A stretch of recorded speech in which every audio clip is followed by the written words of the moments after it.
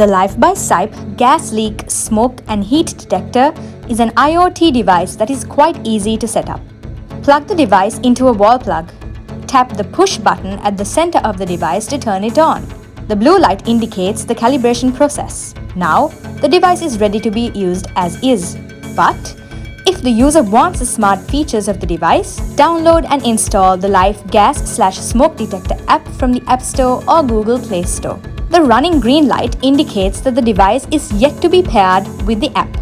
Take your mobile device and navigate to the Wi-Fi settings of the phone.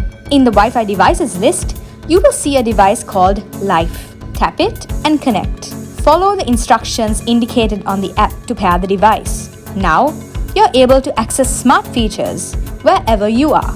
The device has 3 levels of warnings.